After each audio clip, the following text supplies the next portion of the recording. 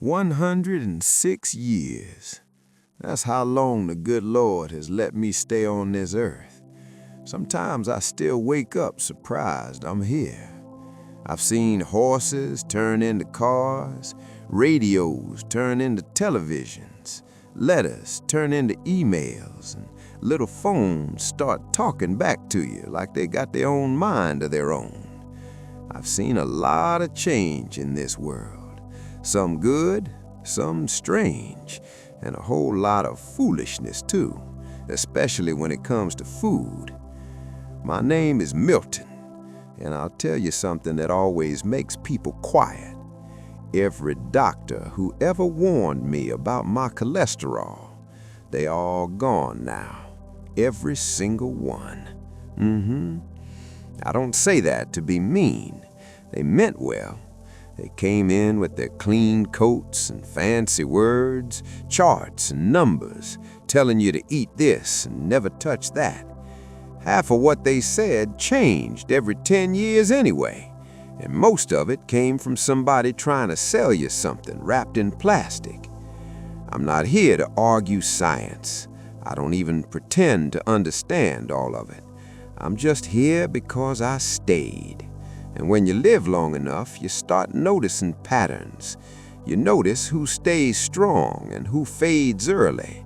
You notice who keeps walking and who starts sitting more and more. I watched friends slow down, shrink their lives, depend on help. I didn't want that, so I paid attention to what didn't make me feel worse. I never used powders, never counted calories, never followed a diet with a name. I ate food that came from the earth, food that my mother recognized.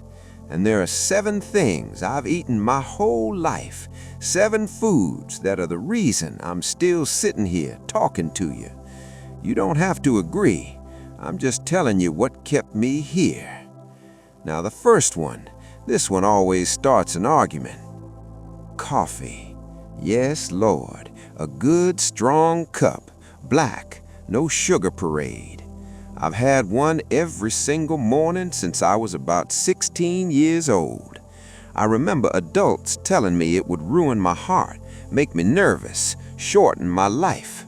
Child, what ruins your heart is worrying about every little thing all day long. That coffee wakes your brain up. It tells your body, we're still in this. And I'll say this plainly, God wouldn't have made it smell that good if He didn't want us to drink it. Just don't drown it in sugar and chemicals. That part ain't coffee's fault. After you wake the body up, you gotta protect it. That's where the berries come in. We used to call them God's candy. Blueberries, blackberries, raspberries, whatever grew nearby. When I was a girl, we picked them right off the bushes behind the house, fingers stained purple for days. Now I buy them at the store. Doesn't matter. I eat a handful every day. They're sweet, but they don't leave you shaky or tired later. My daddy used to say, the medicine's in the color. I didn't know what he meant back then. Took me about 80 years to realize he was right.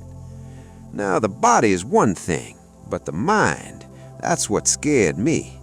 I watched people forget little things at first, then bigger things, then themselves. That's why I kept eating fish.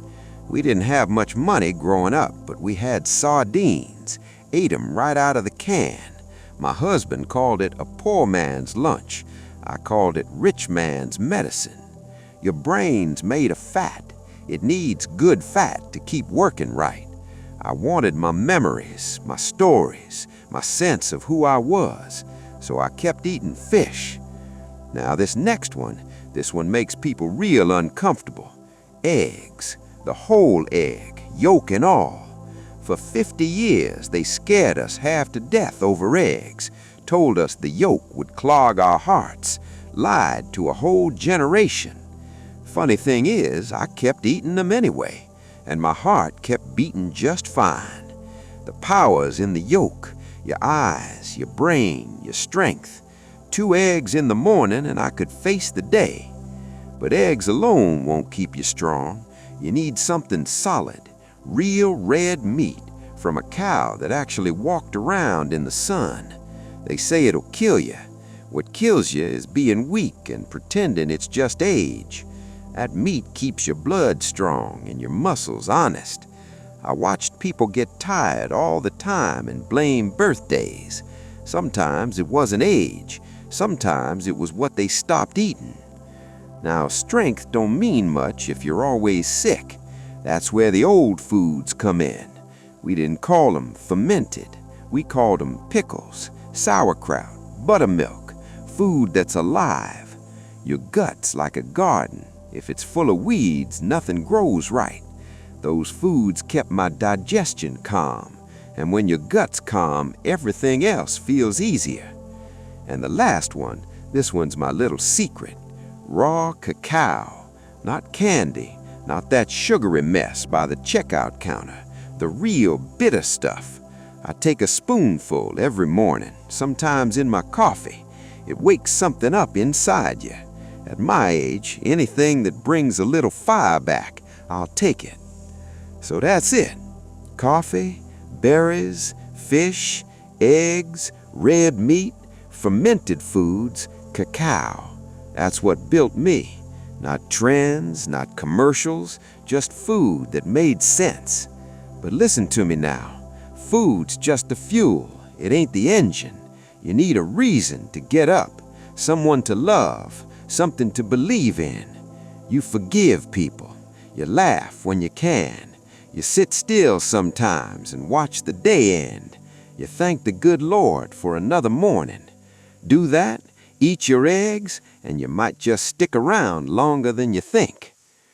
Now, if you'll excuse me, my coffee's getting cold.